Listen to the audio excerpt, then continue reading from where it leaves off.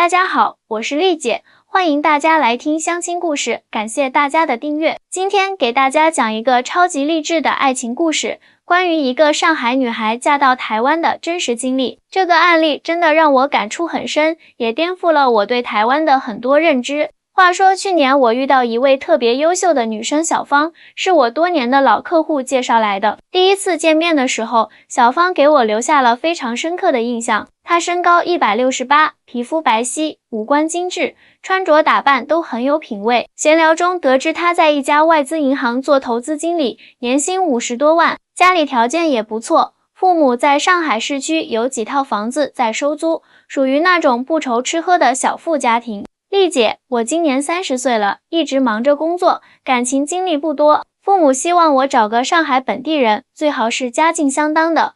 小芳坐在我对面，轻声细语地说道：“我能理解父母的想法，毕竟上海这个地方，本地人的优越感还是蛮强的。而且小芳是家里3个孩子中唯一的女儿，上面有个大3岁的哥哥，下面还有个小2岁的弟弟，从小就备受宠爱。那你自己对另一半有什么要求呢？”我一边记录一边问道。其实我对地域没有那么在意，主要看缘分吧。最重要的是3观要合，性格温和，有上进心，生活态度积极向上。小芳说这话的时候，眼神很真诚。没想到缘分来得这么快。1个月后，我认识了阿伟，是一位台湾客户。他在台北经营着一家科技公司。年纪35岁，身高178，长相斯文，谈吐优雅，一看就是受过良好教育的人。更让人心动的是，阿伟在台北已经买了2套高档公寓，事业蒸蒸日上。虽然谈过几次恋爱，但因为种种原因都没有走到结婚那一步。他的性格特别温和，说话做事都很为他人着想。第一次给他介绍对象，我就想到了小芳，但说实话，我心里也有点忐忑。现在两岸关系这么微妙，很多人对跨海婚姻都持谨慎态度，再加上各种网络上的负面新闻，什么骗婚骗钱的传闻层出不穷。但我觉得这个世界上的姻缘妙不可言，单从各方面条件来看，小芳和阿伟真的很般配。于是我先跟小芳联系，有个条件不错的男生想介绍给你认识，就是人在台湾。台湾？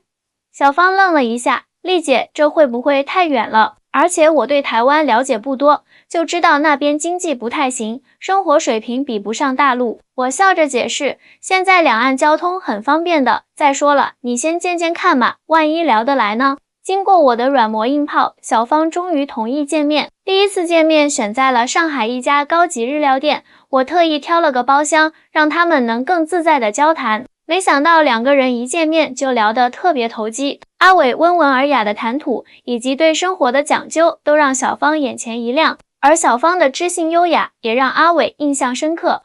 第一次约会结束后，小芳跟我说，丽姐，没想到台湾男生这么有礼貌，说话做事都很为别人着想。阿伟也给了很好的反馈，小芳真的很优秀，不仅漂亮，谈吐也很大方得体。就这样，2个人开始了频繁的联系。阿伟经常飞来上海，每次见面都会精心准备一些小惊喜，有一次还特意带了台湾特产给小芳的父母。虽然当时父母并不太认可这段感情，小芳的父母一开始是坚决反对的。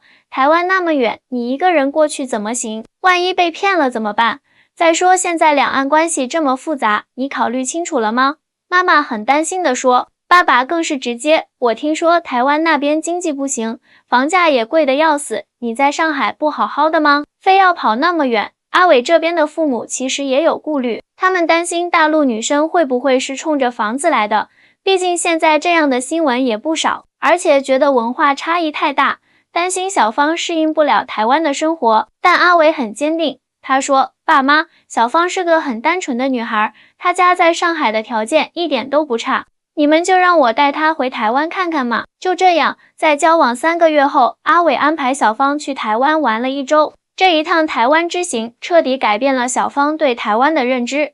丽姐，我真的被震惊到了。小芳回来后第一时间约我喝咖啡，台湾根本不是我想象的那样，街道整洁有序，路上几乎看不到垃圾，大家骑电动车都会老老实实排队等红灯，没有人闯红灯或者逆行。最让我惊讶的是他们的科技发展水平，你知道吗？台积电的总部就在新竹，他们生产的芯片几乎垄断了全球市场。联发科、华硕这些国际知名企业也都是台湾的。我之前还以为台湾只有小吃夜市呢，现在才知道自己有多无知。小芳滔滔不绝地说着她的见闻，医疗水平也特别高，全民健保制度非常完善。阿伟带我去了一趟诊所，医生态度超级好，不用排长队，看病也很便宜。最让我感动的是台湾人的人情味。阿伟的邻居知道我来自大陆，特意包了红包给我，说是见面礼。路上问路，大家都会很热情的指路，甚至带着你走一段。这种温暖的感觉真的让人特别感动。听着小芳的描述，我也不禁感慨，确实，很多时候我们对一个地方的认知，往往会被各种偏见和刻板印象所限制。接下来的日子里，阿伟和小芳的感情发展得很快。阿伟几乎每个月都会飞来上海陪小芳，有时候工作再忙，也要抽时间视频聊天。他的体贴和温柔，让小芳越来越确定，这就是自己要找的另一半。阿伟真的很会照顾人。小芳红着脸告诉我，有一次我感冒了，他立刻订了机票飞过来照顾我，煮粥、买药、量体温，什么都亲力亲为。在相处的过程中，小芳发现阿伟虽然家境优渥，但为人特别低调，平时穿着简单，不爱炫耀，对工作却异常认真负责。这种务实的生活态度让小芳更加欣赏。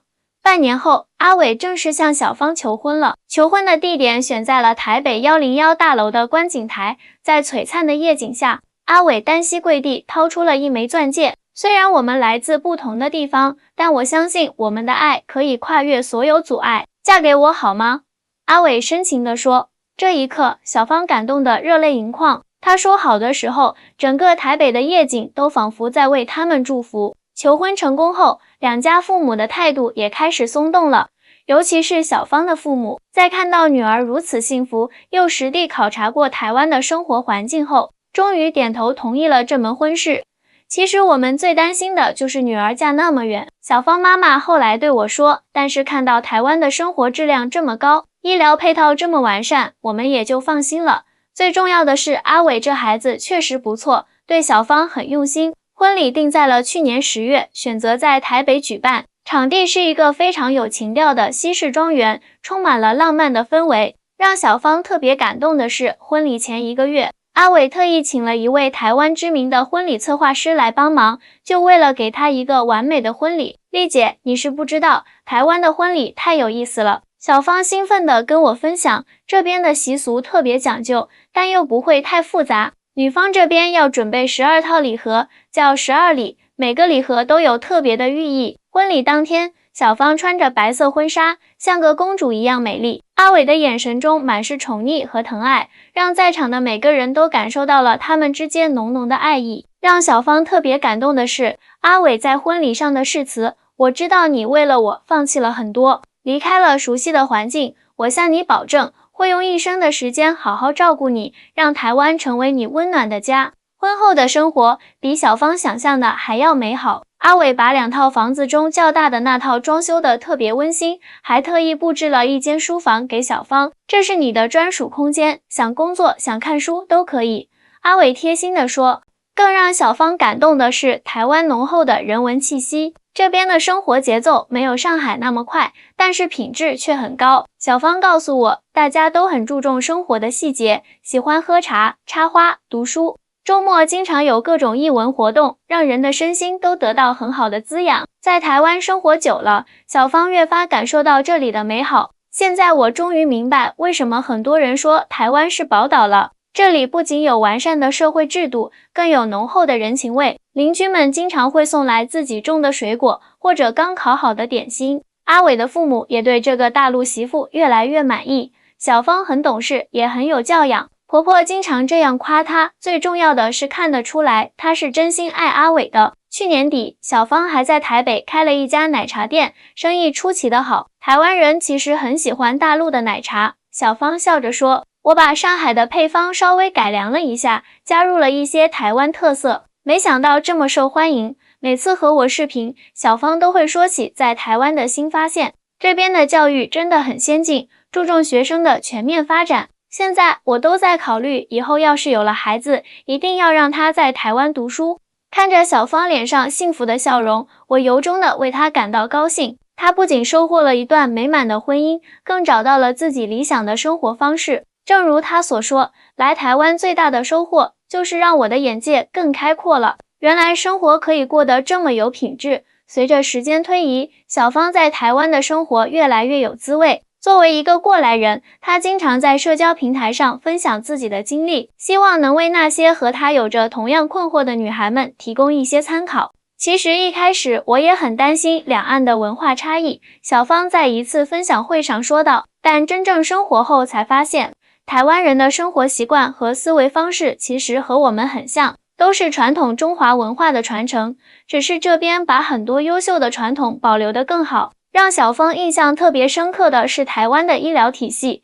有一次她突然发烧，阿伟带她去看诊所，医生不仅态度特别好，看完病还细心地叮嘱注意事项。最让我震惊的是，看病才花了几百台币。现在我终于理解为什么台湾被称为医疗天堂了，小芳感慨道。这里的医疗资源分配很均衡，不管是大医院还是小诊所，服务质量都很有保障。而且健保制度覆盖面特别广，就连外配都能享受到这样的福利。在台湾工作的经历也让小芳大开眼界，她发现这里的职场文化非常人性化，特别注重工作与生活的平衡，加班不是常态，老板也会很尊重员工的个人时间，薪资待遇或许不如上海高，但生活质量却好很多。令小芳特别感动的是台湾社会的互助精神。去年台北发生一场小型地震，虽然没有造成太大损失，但她看到邻居们互相关心，主动帮助年长者检查房屋安全的场景，让她深受触动。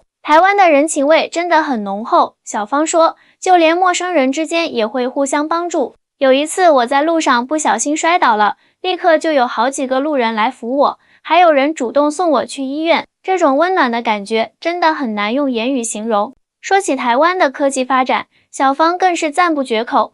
以前我对台湾的印象还停留在小吃夜市，直到看到了新竹科学园区，才知道台湾在全球科技产业链中占据着多么重要的地位。台积电、联发科这些世界级企业都在这片土地上不断创新发展。而且台湾的科技创新不是空中楼阁，而是真正落实到了老百姓的日常生活中。小芳举例说，比如便利店可以缴费、领包裹，还能买高铁票，大家出门基本不带现金，手机支付和电子票证特别普及。在台湾的日子里，小芳也培养了很多新的兴趣爱好。这边的休闲活动很丰富，经常有各种展览和讲座。我现在每周都会去听传统音乐课，还跟着婆婆学习插花，生活变得特别充实。最让小芳感慨的是台湾的环保意识，这里的垃圾分类制度做得特别好，大家也都很自觉，街道永远很干净，到处都是绿树成荫。这种对环境的尊重，其实也是对生活品质的追求。谈到未来的规划，小芳说她和阿伟正在考虑要孩子的事情。我很庆幸未来的孩子能在这样的环境中长大。台湾的教育理念很先进，不会给孩子太大的学习压力，更注重培养独立思考能力和社会责任感。每次谈起当初的决定，小芳都觉得自己太幸运了。如果不是遇到丽姐，不是遇到阿伟，我可能这辈子都不会知道台湾原来这么美好。让小芳特别珍惜的是这边的生活环境。台湾虽然地方不大，但处处都很精致，从小吃到高档料理，从传统市场到精品商场，生活的方方面面都能让人感受到浓浓的人情味。现在的小芳已经完全适应了台湾的生活节奏。每天早上，她会去附近的早餐店买蛋饼和豆浆，然后骑自行车去打理自己的奶茶店。中午和朋友约在巷子里的小店吃便当，傍晚和阿伟一起去夜市逛逛，或者去海边散步。这种生活真的很享受。小芳感慨道，不像在上海那样总是急匆匆的。在台湾，你会发现原来生活可以过得这么惬意。最近，小芳的父母来台湾小住了1个月，也被这里的生活方式深深吸引。爸妈说这里的空气好，人也热情，完全不用担心我在这边过得不好。小芳笑着说，现在他们还总念叨着要再来呢。